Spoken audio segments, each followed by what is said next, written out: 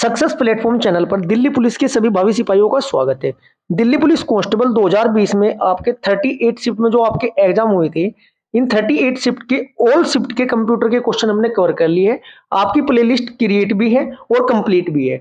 अब TCS company के new pattern को मद्देनजर रखते हुए दिल्ली पुलिस हेड कांस्टेबल 2022 में जो एग्जाम हुए थे, टोटल 22 शिफ्ट में ये आपके एग्जाम हुए थे। अब इन 22 शिफ्ट के कंप्यूटर के क्वेश्चन हम कवर करेंगे, जिससे कि हमारी रिवीजन भी हो जाए और नए नए क्वेश्चन आपको देखने को मिलेंगे, क्योंकि टीसीएस कंपनी ने कंप्यूटर का पैटर्न चेंज किया है। हेड कांस्टेबल में आपके प्रैक्टिकली क्वेश्चन ज्यादा है, थ्योरेटिकल क्वेश्चन आपके कम है। क्लास स्टार्ट करते हैं। क्वेश्चन नंबर फर्स्ट, ये आपकी क्लास दिल्ली पुलिस कांस्टेबल में आपके कंप्यूटर का जो स्कोर है उसे बूस्टअप करने के लिए मोस्ट इंपोर्टेंट है। क्वेश्चन नंबर आपका फर्स्ट, निम्नलिखित में से कौन सा ईमेल एड्रेस एक वैध डोमेन नेम है? अब आपको सबसे पहले पता होना चाहिए, जो आपकी एक मेल आईडी होती है उसके 3 पार्ट से मिलकर बनी होती है मेल आईडी। नंबर 1 क्या होता है आपका यूजर नेम। नंबर 2 क्या होता है आपका, जिसे @ बोलते हैं, क्या बोला जाता है इसको, सेपरेटर। एक आपका लास्ट में होता है डोमेन नेम। लगातार प्रत्येक शिफ्ट में क्वेश्चन ये पूछा गया है अलग अलग लैंग्वेज में। कैसे? सेपरेटर के लेफ्ट साइड क्या होता है, हमेशा यूजर नेम होता है। सेपरेटर के राइट साइड क्या होते हैं, हमेशा डोमेन नेम होते हैं। यूजर नेम और डोमेन नेम के जो मिडिल में होता है वो क्या होता है आपका, सेपरेटर होता है। यहां से आपका क्वेश्चन पूछा जाएगा, पॉइंट टू पॉइंट आपको पता होना चाहिए। क्वेश्चन नंबर फर्स्ट का आपका राइट आंसर हो जाएगा ऑप्शन नंबर 4। सभी ये आपके क्या है, एक वैध डोमेन नेम ये आपके है। यदि ईमेल आईडी से क्वेश्चन बनता है, इसकी डिटेल में आपको कवर करा दी है। gmail.com, outlook.com, yahoo.com, ये आपकी बिल्कुल राइट मेल लिखे हुए हैं। नेक्स्ट क्वेश्चन, क्वेश्चन नंबर आपका 2, किसी पेज को सर्वर पर कॉपी करना कहलाता है। यहां पर 2 क्वेश्चन निकल कर आते हैं। एक आपको पता होना चाहिए डाउनलोडिंग क्या होती है, एक आपको पता होना चाहिए अपलोडिंग क्या होती है। मैं आपको दोनों एक्सप्लेन करके समझाता हूं, जिससे कि कोई भी आपको कोई क्वेश्चन इस वाले टॉपिक से गलत नहीं हो। जब हमें ना किसी वेबसाइट से या किसी वेब पेज या किसी फाइल को सर्वर से अपनी कंप्यूटर मेमोरी में या अपने मोबाइल में कॉपी करते हैं, तो जो ये आपकी प्रक्रिया होती है इसको क्या बोलते हैं, डाउनलोडिंग। क्योंकि डाउनलोड करके आपके मोबाइल में स्टोर हो चुके हैं, डाउनलोडिंग का सभी को पता चला। इसके विपरीत क्या होता है, जब हम किसी वेब पेज को सर्वर पर कॉपी करते हैं, तब उसे क्या बोला जाता है, जैसे अपलोडिंग। जैसे मैं आपकी ये क्लास शूट कर रहा हूं, क्लास शूट कंप्लीट करने के बाद अपने मोबाइल से मैं क्या करूंगा, यूट्यूब पर क्या करूंगा, उसको अपलोड करूंगा। इतना आपको पता चला है अपलोडिंग और डाउनलोडिंग में डिफरेंस क्या होता है। अपलोड करना, वेब पेज आपके जो इमेज होती है, फाइलों को वेब सर्वर पर डालने की एक प्रक्रिया होती है। इसका आपका राइट आंसर हो जाएगा क्वेश्चन नंबर 2 का ऑप्शन नंबर 2, पेज अपलोड करना या अपलोडिंग करना। इतनी बात समझ में आई। डाउनलोडिंग का मैं आपको बता ही दिया है, सेव आपका अलग से होता है वो। क्वेश्चन नंबर 3, ऐसी वेबसाइट जिसमें लेखक या लेखकों के अपने अनुभव, अवलोकन, विचार आदि होते हैं, खालिस्तान के रूप में जाना जाता है। इसको क्या बोला जाता है, इसको आपको बोला जाता है ब्लॉग। क्या बोला जाता है जिसको, इसको बोला जाता है blog. Next question, question number 4, MS Excel 2010 में खालिस्तान फॉर्मूला विशिष्ट सेल में संख्याओं के योग का प्राथमिक कार्य क्या है? आपका हेड कांस्टेबल की शिफ्ट में जितने भी अभी तक मैं आपके पेपर कराया है, मैं आपके अभी तक पेपरों का एनालिसिस किया है, उसमें फॉर्मूले का क्वेश्चन डायरेक्ट पूछ रहा है। क्या पूछ रहा है कि योग करने के लिए क्या होता है, मल्टीप्लाई करने के लिए क्या होता है, डिवाइड करने के लिए क्या होता है। लेकिन जो आपके मतलब जो आपके कांस्टेबल 2020 के पेपर था, उसमें आपसे सोल्व करवा के देख रहा था। अंतर ज्यादा नहीं है, क्योंकि देखो प्रक्रिया दोनों एक ही है, सोल्व करना भी आना चाहिए और डायरेक्ट आपको पता भी होना जरूरी है। क्वेश्चन नंबर 4 का आपका राइट आंसर हो जाएगा ऑप्शन नंबर 3, क्या हो जाएगा जी, सम।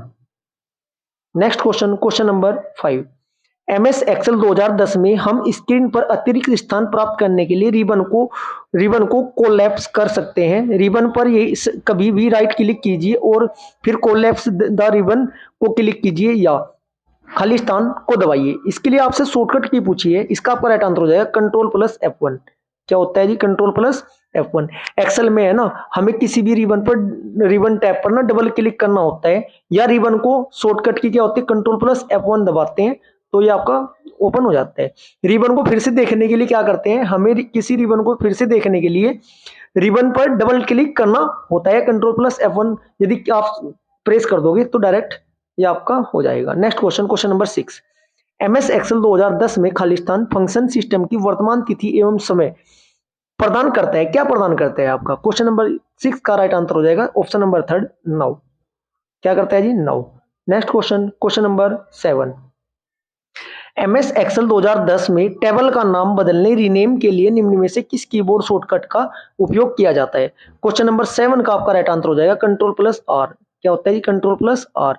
एमएस एक्सेल में टेबल का नाम बदलने के लिए control plus R keyboard shortcut की का आपका यूज किया जाता है। हम टेबल के भीतर ना किसी भी सेल पर क्लिक करके या फिर टेबल डिजाइन टैब पर जाकर एक्सेल टेबल का नाम भी बदल सकते हैं। ये आपका थ्योरेटिकल क्वेश्चन बनेगा यहाँ से।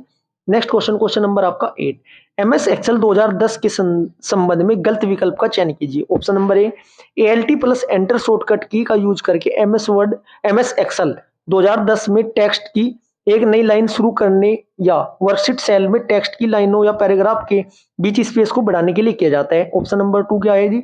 एमएस एक्सेल 2010 में रिबन बार में होम टैब में सबसे अधिक उपयोग किए जाने वाले कमांड होते हैं, जैसे आपका कॉपी पेस्ट करना, सॉर्ट करना या फिल्टर करना, फॉर्मेट करना आदि। मैं आपके ऑप्शन क्यों पढ़ रहा हूं? क्योंकि यहीं से क्वेश्चन बनेंगे आपके। इस क्वेश्चन से भी आपको 3-4 सी क्वेश्चन पता चलेंगे जो आपके एग्जाम में पूछे जाएंगे। ऑप्शन नंबर 3, एमएस एक्सेल 2010 में कंट्रोल प्लस ऐप का उपयोग सीट के भीतर टेक्स्ट खोजने के लिए किया जाता है, फाइंड होता है इसका मतलब। ऑप्शन नंबर 4, एमएस एक्सेल 2010 में हम F3 का यूज करके फाइल को सेव करते हैं। इसमें आपको क्या बताना है? गलत विकल्प बताना है। क्वेश्चन नंबर 8 का आपका गलत विकल्प हो जाएगा, एमएस एक्सेल 2010 में F3 का यूज करके फाइल को सेव करते हैं। ये आपका गलत है। F3 का प्रयोग करके ना हम फाइल को सेव कर सकते हैं, ये आपका गलत है। एमएस एक्सेल में हम रिबन में हो ना, रिबन में एक ऑप्शन आता है सेव बटन। सेव बटन पर क्लिक करके कंट्रोल प्लस एस के कीबोर्ड शॉर्टकट की का उपयोग करके फाइल को सेव करते हैं, न कि आपका F3 का। इतना आपको पता होना चाहिए। F3 फंक्शन का क्या यूज होता है ये भी आपको पता होना चाहिए। F3 फंक्शन कुंजी पेस्ट नाम संवाद बॉक्स प्रदर्शित ये आपका करता है। इससे अलग आपके तीनों ऑप्शन नंबर ए राइट है, ऑप्शन नंबर बी राइट है, ऑप्शन नंबर सी राइट है। ये भी क्वेश्चन पूछा जाएगा आपसे। देखो, एमएस एक्सेल 2010 में कंट्रोल प्लस ऐप का उपयोग करके सीट के भीतर टेक्स्ट खोज कर सकते हैं। खोजने के लिए क्या है? कंट्रोल प्लस ऐप, मतलब फाइंड करने के लिए। Next question, question number 9, MS Excel 2010 में वर्कशीट के सेल में दर्ज किए गए संख्याओं मानों को डिफॉल्ट अलाइनमेंट क्या है? क्वेश्चन नंबर 9 का आपका राइट आंसर हो जाएगा ऑप्शन नंबर 2 राइट है जी। राइट साइड ये शो होता है। माइक्रोसॉफ्ट एक्सेल में डिफॉल्ट के रूप में ना सेल में टाइप किए गए टेक्स्ट को ना सेल की बाईं सीमा पर एंटर करना होता है, जबकि संख्याएं हमेशा दाईं ओर होती है आपकी। Next question, question number 10, MS word 2010 में दाईं ओर एक शब्द को मिटाने के लिए किस शॉर्टकट की का उपयोग किया जाता है? यहां से आपके दो क्वेश्चन बनते हैं। क्वेश्चन दोनों बताता हूं मैं आपको। एमएस वर्ड में कीबोर्ड शॉर्टकट की कंट्रोल प्लस डिलीट का उपयोग करके ना, ऑप्शन नंबर 3 हो जाएगा control plus delete. Control plus delete का यूज करके दाईं ओर एक शब्द को हटाने के लिए किया जाता है। यदि हम कंट्रोल प्लस बैक स्पेस का यूज कर लेंगे तब क्या होगा, ये भी आपको पता होना चाहिए। यदि हम कंट्रोल प्लस बैक स्पेस का प्रयोग करेंगे ना, तो बाईं ओर के एक शब्द को हटाने के लिए किया जाता है। इतनी बात समझ में आई? बैक स्पेस के लिए बाईं ओर और डिलीट के लिए आपको दाईं ओर से एक शब्द हट जाएगा। यदि आपको क्लास अच्छी लगी है, वीडियो को लाइक करें, शेयर करें, चैनल को सब्सक्राइब करें। Thank you.